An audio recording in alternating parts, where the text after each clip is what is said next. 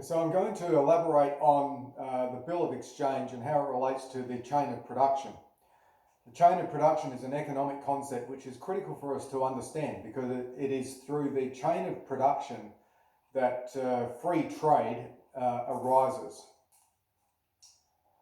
So I have here an example which could be an Australian example of wheat being produced by a grower, being forwarded to a silo, then being forwarded to a miller to produce flour, which is forwarded to a baker, converted to bread, the bread's forwarded to a retailer, and then sold to a consumer for final consumption. We can see here a good changing form over time and coming into existence being in the form of bread before it is actually consumed and taken out of existence.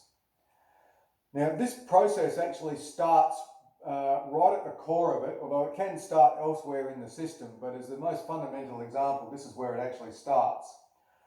The baker and the retailer make an agreement where the baker has the bread or is producing an ongoing stream of bread. The baker forwards the bread to, first example, the baker could just sell the bread to the retailer gives him coin, and then the retailer sells the bread. However, in practice, in a true chain of production, that does not happen for reasons which I will elaborate later. The baker gives the bread to the retailer and issues to the retailer an invoice or a bill or a you owe me, as I call it, saying, in this example, I forwarded you the bread. In 91 days, the agreement with the retailer is to pay the baker 100 grams of silver for that bread. At the same time, the retailer holds an IOU. I owe you, the baker, 100 grams in 91 days. So the baker forwards the bread to the retailer. Over the next 91 days, the retailer sells to the consumer. The consumer has the coin, gives it to the retailer, and in this example, 120 grams of silver. At the end of the 91 days, the retailer has 120 grams of silver. He then keeps, or she keeps 20 grams as their profit, a word which I don't particularly like using, or their margin, and forwards 100 grams to the baker. At which point, the baker and the retailer cancel their bills. That is the simplest of example of how this process works, but I'm going to step through more and more advanced concepts of how it works as we go. So, let's consider the value of that bill, and I have a stylized version of it here. 100 grams in 91 days. What is that? What actually is that bill, for starters? What actually is this? Is this a coin? Of course it's not. Is it metal? No, it's not money. So what is it that actually is? That is a promise to pay a certain amount of metal in a fixed period of time. And it's printed on a piece of paper. There's a physical object there that represents that promise. What this is currency. It is a credit to pay or exchange a certain amount of metal at a future point in time. This is currency, bearing very little resemblance to the dollar. And you can very clearly see here the separation between currency and money. So what is the value of this bill? Of course, in 91 days, that's going to be 100 grams of silver. However, let's take the example where we're actually at day 45, halfway through the duration of this IOU, or this credit arrangement. The retailer might be doing a really good trade, and he's sold all the bread. He's actually got his 120 grams, he's taken his profit, and he's got 100 grams of silver in the cash register. He then goes to the baker and says, hey mate, I've got the 100 grams of silver, would you accept it? The baker says, no worries. The retailer says, well, I'll offer you, because it's an early payment, I'll offer you 98 grams. The baker says, no problem, I need the cash. So what they do is they extinguish the bill early at 45 days for 98 grams. That's the value of that bill at 45 days. At 91 days, it's worth 100 grams. Let's take another example. At 0 time, theoretically this can occur.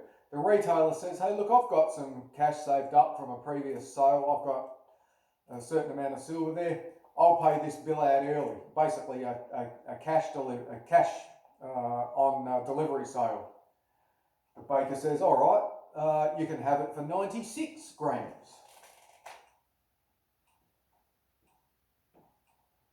At 0 time.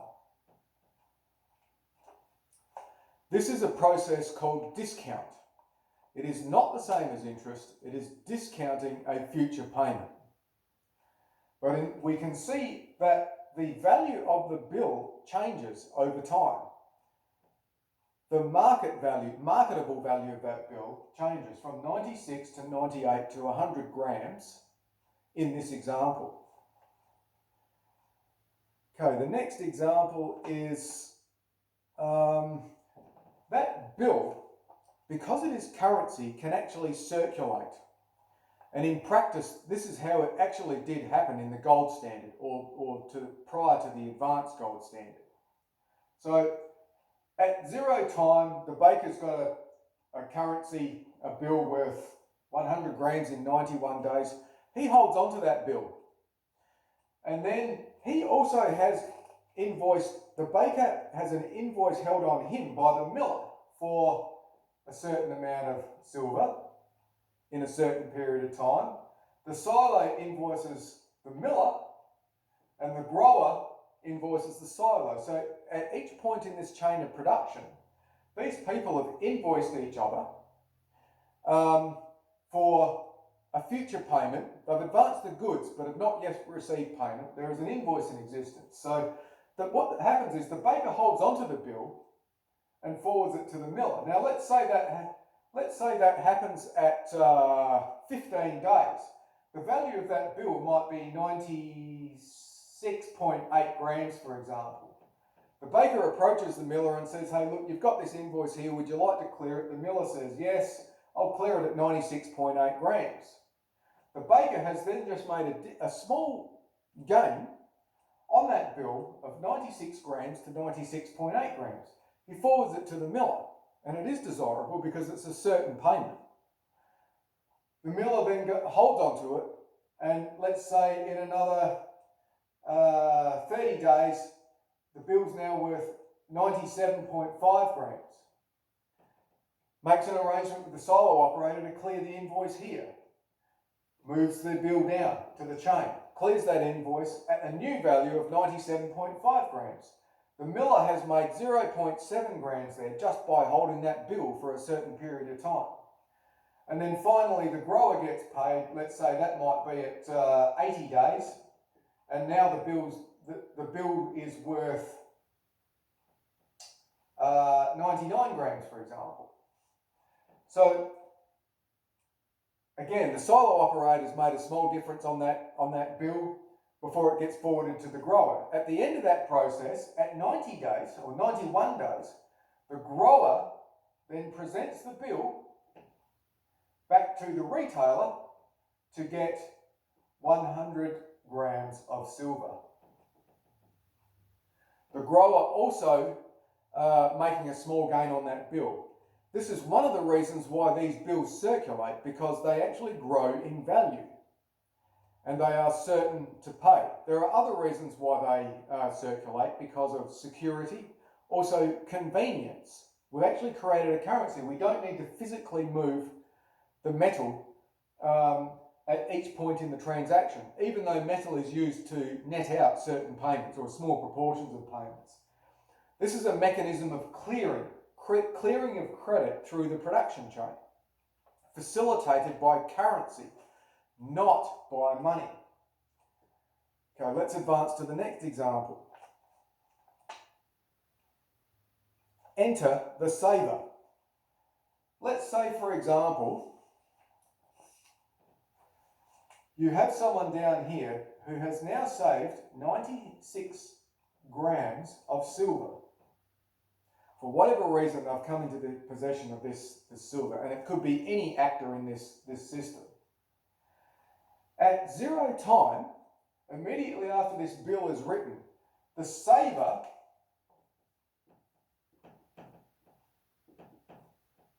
approaches the baker and says, hey mate, you've got an invoice there from the retailer that's actually worth something. This bill is worth something and I'd like to acquire it, or at least the rights to that payment. What would you give it to me for? The baker says, yeah, I'll give it to you for 96 grams. And I'll point out here, there's actually a competitive process between all of the participants in this system, including the retailer, for that bill. But the saver can approach the baker directly and say, hey, look, I'll give you 96 grams for that bill today, and I'll take the payment in 100 days, or 91 days. The baker says, no worries, I need the cash, and does the deal with him. The bill then circulates to the saver, who waits until day 91 to present to the retailer and receive 100 grams. We can see in that process that the saver has now grown his money. He's actually earned a form of interest called discount.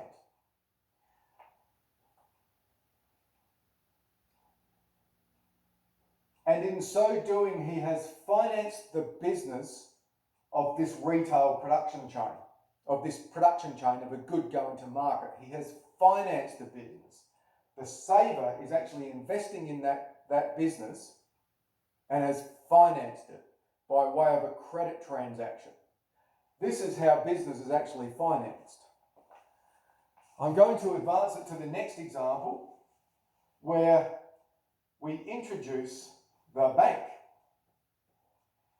Now with the bank, you have saver 1, you have saver 2, saver 3, all the way down to any number of savers, each of whom have coin. They deposit their coin in the bank.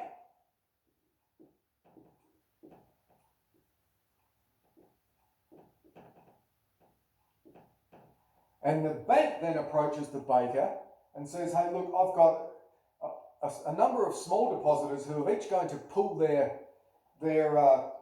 deposits, and I'm going to make a bid on that bill. The baker says, no worries, you can still have it for 96 grams in competition with the retailer. The bank then does the same process as the saver in 91 days, collects the value of the bill, and then pays out the savers, giving them interest. And that he takes a cut, or the banker takes a cut on that deal. What has happened there is the bank has actually liquefied credit. They have facilitated this process of financing the chain of production.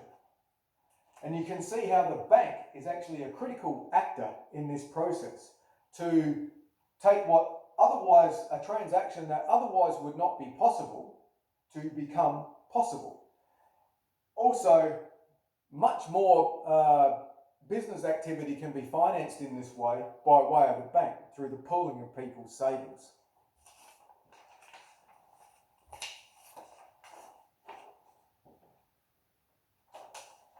A final point about this is a question that was asked about the creation of a banknote. So this actually does lead to the creation of a banknote.